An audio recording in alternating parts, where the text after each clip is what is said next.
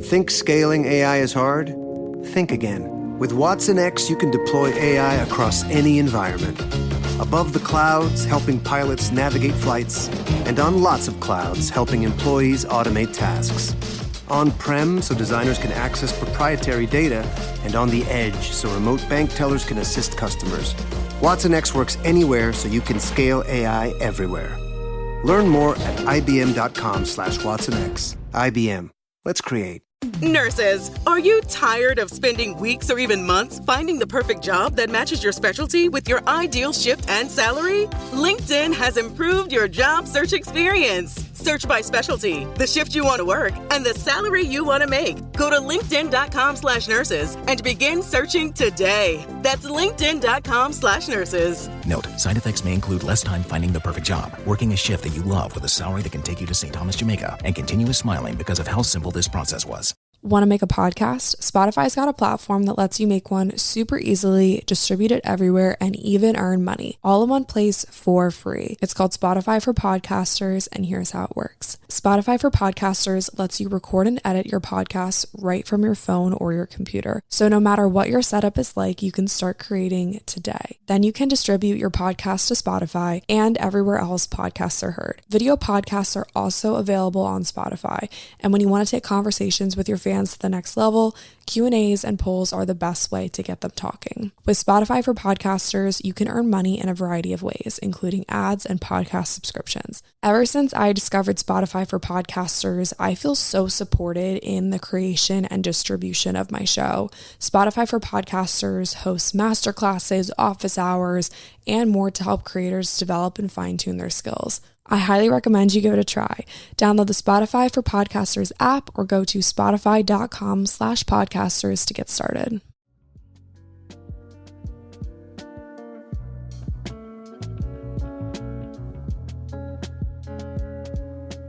Hi guys, what's up? Welcome back to 80/20. My name is Lily. I am your host. And thank you so much for clicking on today's episode. We're bringing back the monthly Q&As. I used to do these all the time in season 2 and 3, and I realized that I hadn't done one yet for season 4. So we're bringing them back. We're doing them. I asked you guys to ask me literally anything, and you guys did. You really asked me just about anything and everything.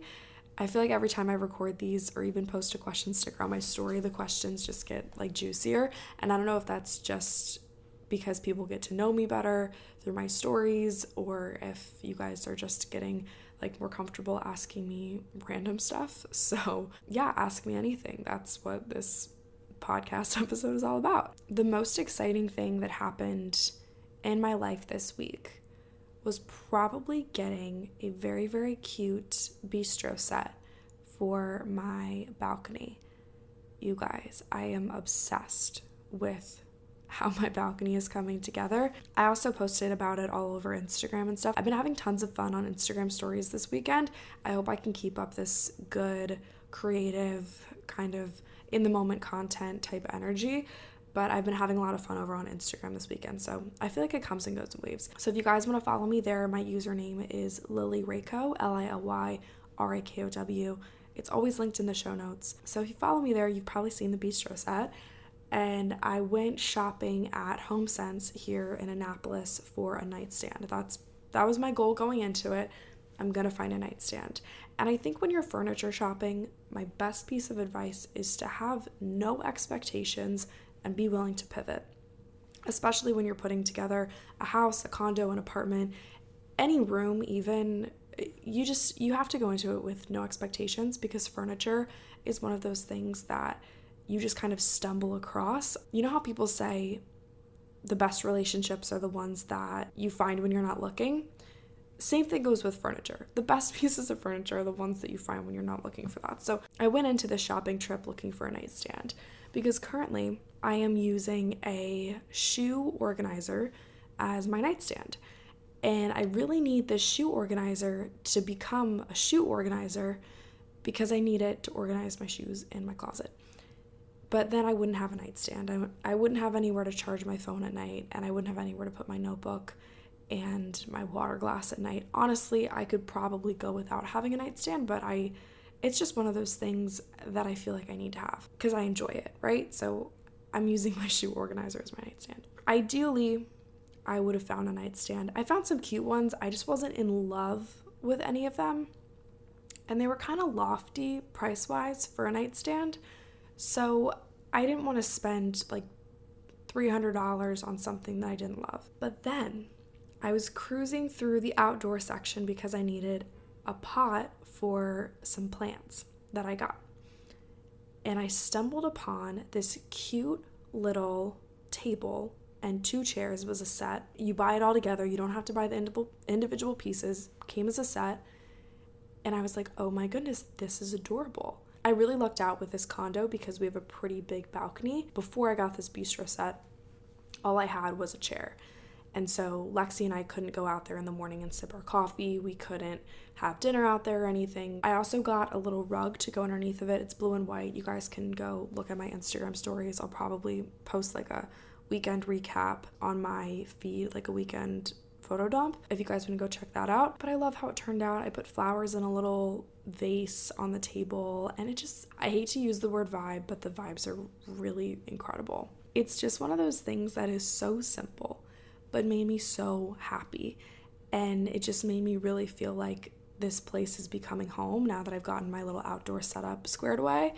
And so even though I don't have chairs for my kitchen table, even though I don't have a nightstand yet, I gotta remember that I've only been here for 2 months. And this place is starting to come together and starting to feel like home. And I just gotta enjoy the process and let the furniture find me. Another fun life update is my 70 in 80 challenge that I have been doing since the beginning of March. I think I've been talking about it almost every other week, so I don't bore everybody with the same thing every week. I don't know. So I figured that I'd give you guys a little update. 70 in 80 is a workout challenge that I'm currently doing with my sister. This challenge is rooted in consistency and creating a solid habit. So when we first moved here, I was like, okay, I need something to keep me on track. I need something to focus on. And so 70 and 80 was born. The premise is that you complete 70 workouts in 80 days. So there's 10 built-in rest days. And the only requirement is that the workout is 45 minutes long. And you can break it up during the day too. So if you do like a 20-minute walk in the morning, a 20-minute walk in the afternoon, something like that, the bare minimum, that's how that goes. There have been some days that are like that if I just need an active rest day, recovery day, but most of my workouts have been F45, which is really exciting. That's kind of been my go-to movement of late. My challenge is going pretty good.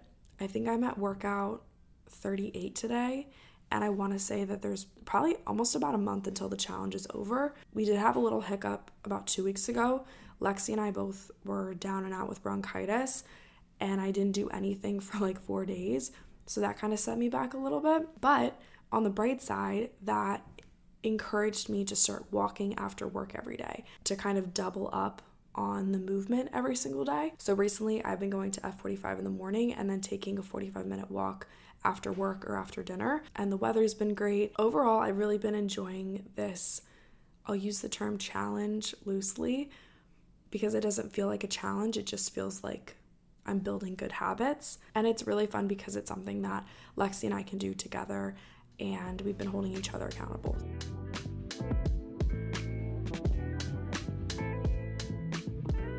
Current favorite would probably have to be going easy on the skincare, which seems counterproductive, but hear me out. I was reading a little bit about a skincare detox, and basically it's just when you start breaking out because your skincare is either been overused or just causing some sort of disruption in your body and skin. And so I've been trying to go really light on the skincare lately. So I stand by my Face Reality products. I love them so much, but I've really been doing like the bare minimum. So I've been using a gentle cleanser. I've been using really gentle moisturizers. I think my toner is actually a gentle toner too. And I've been trying to take a couple no makeup days every week. I say a couple, honestly, it ends up being like one. Because I do work Monday through Friday, I will wear makeup to work, but which is something that I didn't do before I started this job. So I think that my makeup has something to do with the fact that I'm breaking out right now. So I've been trying to just kind of go easy on the products because I don't want to overdo it. And my makeup is pretty light to begin with, but I don't know. I feel like something's happening. Easy on the skincare has been my favorite thing lately. Just kind of giving my body a little bit of a rest.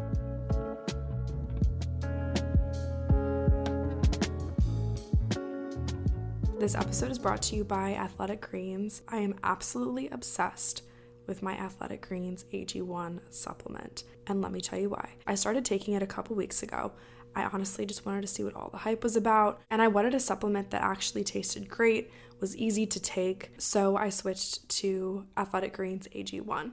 So what exactly is Athletic Greens AG1? In just one scoop, you are absorbing 75 high-quality vitamins, minerals, whole food sourced superfoods, probiotics, and adaptogens that help you start your day right. AG1's blend of ingredients supports your gut health, your nervous system, your immune system, your energy, recovery, focus, aging, all the things. What's wild is that it costs you less than $3 a day. So you're investing in your health, and it's a lot cheaper than your cold brew habit, which I know a thing or two about. To make it easy, Athletic Greens is going to give you a free 1-year supply of immune-supporting vitamin D and 5 free travel packs with your first purchase.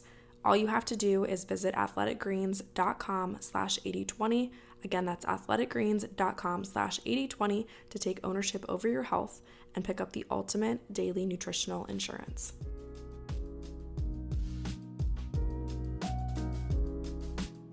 Quote of the week is something that I love because it's something that I do. And sometimes when I start to feel like this bothers other people, I realize that I'm not doing it for anybody else. I'm just doing it for myself.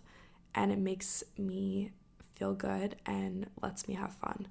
So the quote says, "Romanticize your life, take pretty pictures, feel like the main character, light a candle, read books, go for a walk, dance to your favorite music, buy yourself flowers, do whatever you want, be happy. This is your life and don't let anyone tell you differently." So I've kind of been doing all those things lately and just really embracing this chapter of life and enjoying myself for the first time in a very, very long time. And anytime that I'm posting about it and I think to myself, oh, maybe people don't care, people don't want to see this, I just think, who cares? Literally, who cares? Nothing matters. Literally nothing matters. I'm totally allowed to do exactly what I want to make me happy. Because if anything does matter, my happiness should be number one priority, right? So romanticize your life and enjoy yourself.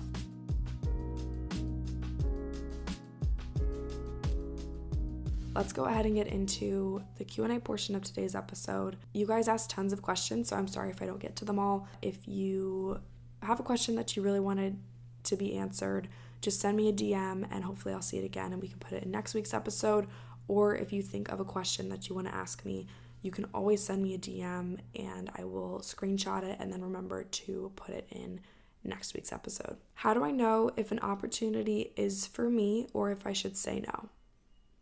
I absolutely love this question because I was just having a conversation with Lexi the other day about this. You guys know that one of my philosophies is that everything happens for a reason, and another one of my philosophies is that if an opportunity is meant for you, it will not pass you by. If it does pass you by, that means that it wasn't meant for you and it was never supposed to be yours.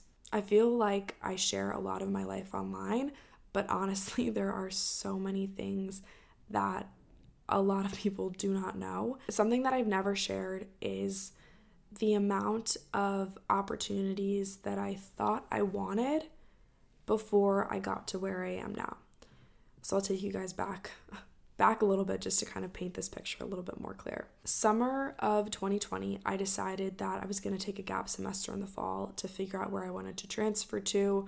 I was applying to a bunch of different schools, but nothing really spoke to me. I had applied to a bunch of different schools in Nashville because I was like, okay, Nashville's a cool city. It was a cool location that I wanted to be in. It was close to people that I wanted to be close to at the time. And I was like, okay, I'm going to, go apply to schools in Nashville.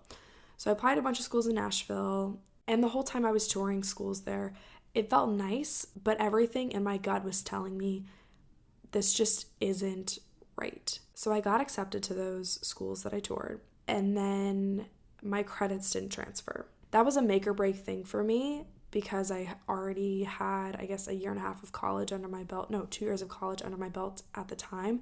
And if my credits weren't going to transfer, I wasn't interested. So that opportunity had to pass me by. Then I decided to transfer to online school. The first online school that I planned on going to, I applied, got into the program. It was a really cool program. It was all about social media and communications. And honestly, I would graduate with a degree in the job that I'm doing now, which is funny. I applied to the school. I paid my tuition for the first semester, and I was all set to go for classes. And then they called me and said, hey, your credits didn't transfer, so you're going to need to switch your schedule. I was like, what do you mean my credits didn't transfer and I need to switch my schedule? Switch into what? And they're like, oh, well, you need to take all these different gen eds before you can take the upper level, junior, senior classes that you're slated to take. Once again, that was a deal breaker for me. That opportunity had to pass me by. And then I was like, you know what, screw it. I am just going to transfer to Maryland online because I have credits from Maryland schools. They'll take it, and they did. It wasn't the major that I wanted, but I was just kind of settling. And once again, in my gut, it never really felt right. Because I was taking online classes and I was so stuck in this mindset of getting out of my hometown really badly, I was like, okay, well, I'm just going to move out to Indiana because at the time I wanted to be closer to people in Indiana. So I toured a couple apartments there. And once again, in my gut, nothing felt right. I can't really explain the feeling. If you've ever experienced something like this, you might understand what I'm talking about. Lexi put it in a really good perspective when we were chatting the other day, and she was like, you can't describe the feeling when you're feeling it, but once an opportunity comes to you eventually and it feels so right, you realize how wrong all those other opportunities were. It's really hard to know in the moment if what you're feeling is just like nerves, or if you're just second guessing yourself, or if that opportunity really isn't for you. But I truly believe that what is meant for you will be, and everything that's not meant for you, you might explore for a little bit, but the ball will never really get rolling on something that you're not supposed to be a part of. How do you stay positive all the time / how do you feel about toxic positivity? I think if you're going to be toxically positive, you need to at least throw it out there like a disclaimer and just say, hey, I know that this is really toxic positivity right now, but XYZ. I'm not positive all the time, but I am positive, I would say, most of the time. That's simply because I am just at a point in my life where I choose happiness, I choose joy, and I actively work to enjoy pretty much all aspects of life. And I've tried to remove anything that no longer serves me, no longer brings me happiness. So curating your happy life is forever an ongoing process, but it's incredibly important. If you guys are familiar at all with my story, you know that there was a time when I was not this way at all. I struggled with anxiety and depression in high school and in half of college. And ultimately, all of my poor mental health has led me to be the person that I am today because I actively work at it. How do you feel about toxic positivity? I don't know. This is kind of tricky for me because obviously we all know that it's not possible to be happy, to be positive 100% of the time.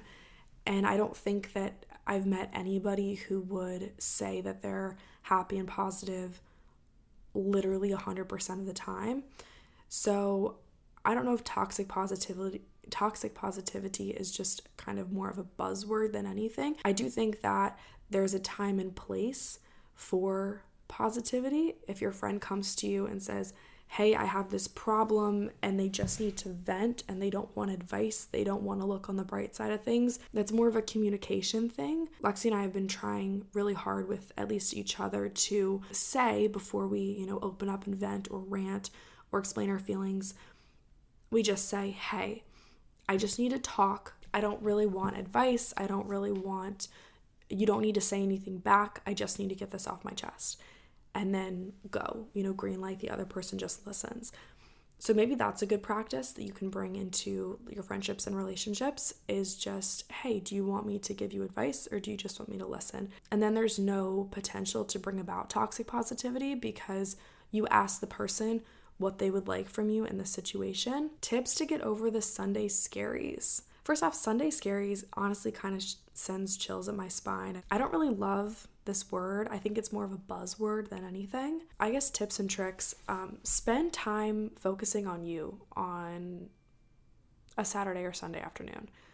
Obviously, you're allowed to go out, you're allowed to have a fun weekend, but you gotta prepare yourself for the week ahead. So even if it's just 10 minutes, sit down with your calendar and figure out what's going on this week, and then maybe make a short to-do list of things that will help you prepare for the week ahead. So whether it's doing a load of laundry or going to the grocery store or cleaning the house, you don't have to get everything done, but maybe prioritize your top, handful of things that will help you prepare for a week and have a good week, and not start on Monday waking up feeling like you're all out of sorts just because you didn't do XYZ. Biggest tip to stop mindlessly scrolling. The easy answer is turn your phone off, but I know that that's really not realistic for everybody, especially if you work from your phone, which I think a lot of people do nowadays. I heard a term the other day and it was doom scrolling, where it's kind of like a train wreck. You can't look away and you just continue to scroll and scroll and scroll because you just literally cannot get off your phone. It takes a lot of willpower to just hit the off button, which is crazy. If you guys haven't watched The Social Dilemma, you totally should. It will drastically change the way that you look at social media. And that might help, honestly, just kind of like learning more about social media and how we got to where we are today. But I definitely think that if you just detox from your phone, delete the social media apps, set time limits on it, that's also really helpful. And actually have a social media detox kit on my website. It's a weekend detox, like 48-hour detox, where you just get off your phone, you spend time on you, and enjoy yourself. It's kind of like a little weekend retreat. So I will leave that linked in the show notes if you're interested.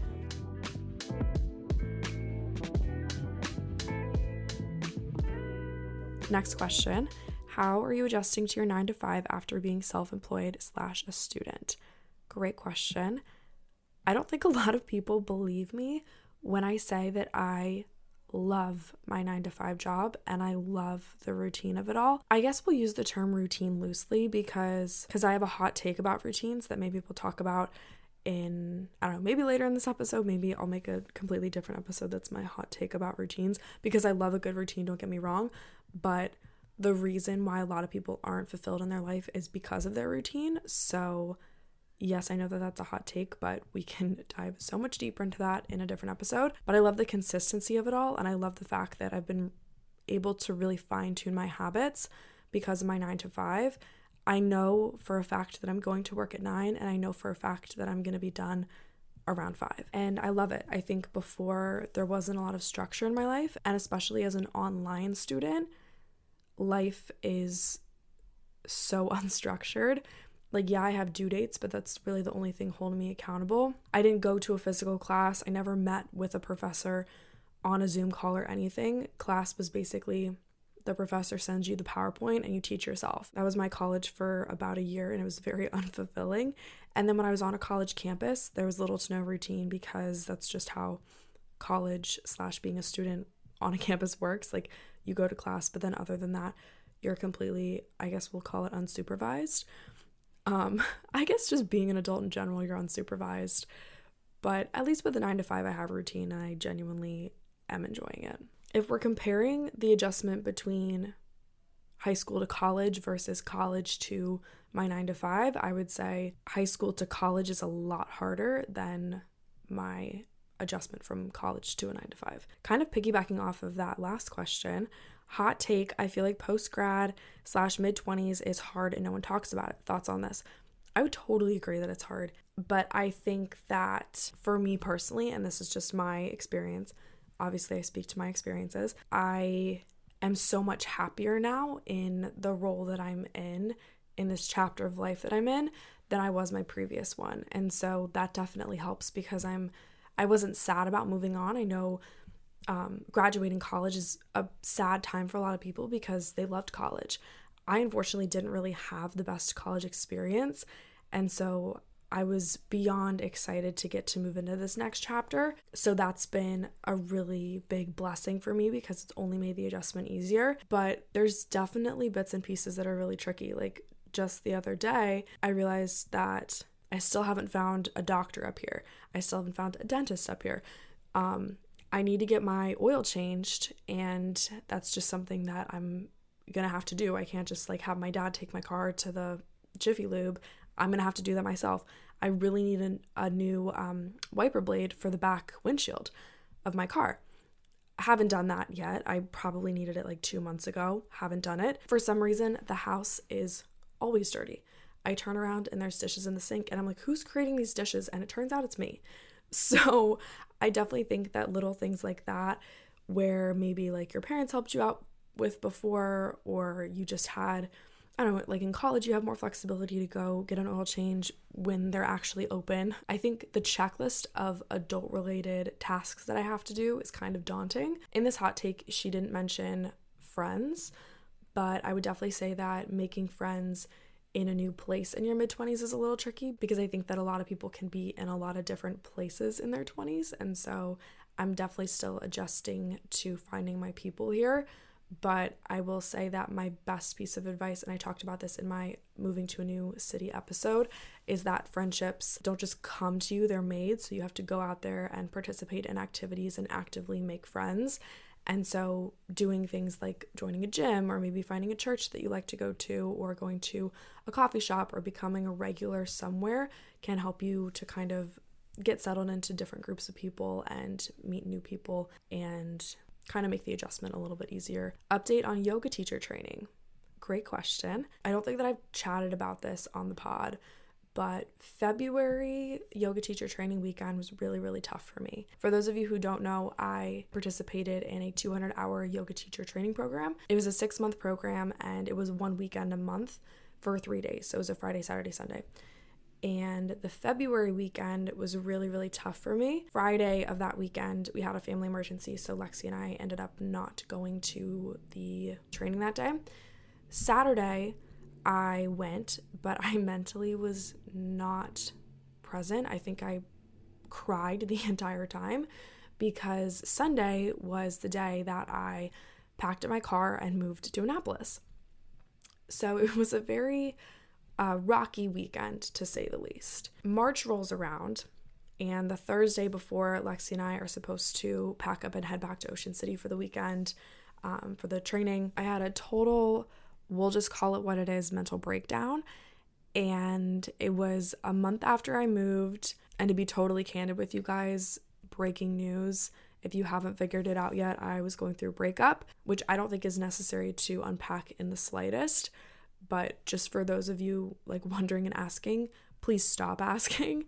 But yeah, I was going through a breakup, and there were a lot of other factors as well, but I just could not bring myself, I don't think that I was ready to go home at that point in time. And I also would not get out of the training what I had hoped in the slightest. I've been so happy since I moved, don't get me wrong, but I was still struggling, and I don't think that I could have been fully present that weekend. So I called my instructor and we had a conversation, and I'm just simply pushing my graduation date back to the fall, and I can pick up the training where I left off in the fall, and I will still get my 200-hour, but just not right now. And I wouldn't want to earn a certification that I didn't feel like I actually earned. So that is the update on my yoga teacher training. But I'm so glad that Lexi finished out the training so strong. She was meant to do this. I'm so happy for her. And actually, on the day that I'm recording this, she's launching waterfront yoga here in Annapolis over the summer. So it starts May 7th. It's at South Annapolis Yacht Center on Saturday mornings at 8 a.m. So if you guys are in the Annapolis Eastport area and you want to join Lexi for Saturday morning yoga, you totally should. She's such a natural instructor. She just has this energy about her that you want to be around. Like, if you know Lexi, you would probably agree that life is better when Lexi's around. She's just one of those people that attracts other people. and she's a fun person to be around, so there's no doubt in my mind that her classes are going to be a hit, and you definitely don't want to miss out. I will leave links to all the info to sign up for her classes in the show notes, but you guys should definitely check out her classes. I'm so proud of her. She was meant to do this, and I firmly believe that I was supposed to do this round of yoga teacher training simply because Lexi was supposed to be there too. Like, if I hadn't done it, if I hadn't enrolled, she wouldn't have enrolled. Just the way that everything panned out, I was supposed to be there for the first few months simply because she was supposed to do this and she was meant for this. So that is that. That's the update on yoga training. How to deal with outgrowing your current life, but the people in your life are still in the same spot. This is a fantastic question and incredibly applicable to the theme. I'm kind of sensing a theme in this episode. Lots of growth, lots of people going through big life changes. So I want to remind you that if you are on a growth trajectory, you cannot let other people weigh you down. It absolutely breaks my heart when people don't want to see you shine. The good people in your life would want to watch you succeed and want to grow with you and change with you and develop with you. But instead, oftentimes we find ourselves surrounded by people who don't cheer us on when something good happens to us, or people who try to one-up us when we do something good. I remember when I was in college and people would start getting job opportunities, like in my sorority and stuff, and instead of being happy for people, there was a lot of competition, or especially competitions between other sororities too. So it would be like, oh, well, this girl in such and such got the internship that was supposed to be mine. And it's like, okay, like, yeah, you can be kind of hurt, bummed for yourself, but go be happy for her, you know? Like, she's going to go do big things and she gets that opportunity. And wouldn't you rather it be someone who is your friend rather than some stranger? I don't know. I never understood how people can just simply not cheer other people on. I would say if you are on a growth trajectory, you gotta surround yourself with people who are going to support your growth, and even people who are better than you that can push you to be a better version of yourself. And anyone who's trying to weigh you down, bring you down, needs to go. They simply need to go, and it's way easier said than done, but you can't surround yourself with people who don't support you. Last question of today's episode. What is the best way to deal with a breakup or heartbreak? Because I am struggling. Like I mentioned a few moments ago, I recently went through a breakup, which I'm not going to get into and I'll never get into. So please don't ask. And it's kind of crappy that I even have to tell people to not ask, but people are really, really nosy. And pretty much all the questions that I ever get when I post a question sticker are, did you guys break up? And I would like that to stop. To answer this question, it's a lot easier said than done, but breakups are a great time to focus on yourself. This is the one time in your life where everything is completely up to you and you don't have to consider another person when making plans or figuring out your schedule or figuring out what you're going to do with your life. Taking this opportunity to grow in yourself, in your relationship with yourself, trying new things, meeting new people, that is the best way to get through a breakup. And please do not sit around on your phone, in your bed, listening to sad Taylor Swift songs and just scrolling and like trying to see what they're up to or anything like that, because that's not going to be healthy or help you at all in the slightest. So keep to yourself, mind your own business, and work on you. That's what you got to do. All right, you guys, that is going to be it for today's episode. Thank you so much to anyone who submitted questions. I hope that you enjoyed it. If you did, be sure to leave a rate and a review. I would really appreciate it. That just helps other people find and listen to the show. I also want to say that we're almost to 300,000 downloads. What the actual heck? I think that this episode might do it, which is crazy. So if you're listening to this, you might be the 300,000th 80/20 listener ever, which is literally insane. I can't even wrap my head around 300,000 people listening to my voice. Absolutely insane. So thank you guys so much for that. Hopefully next time I get on the mic, I can, give you some good news. We can throw a little party or something, but I just want to say thank you so much. So be sure to share the show with your friends and post on your Instagram and turn it on when you're on your hot girl walk and all that kind of stuff. I appreciate you guys so much more than you'll ever know. I hope that you have an amazing rest of your day, and I will chat with you next week.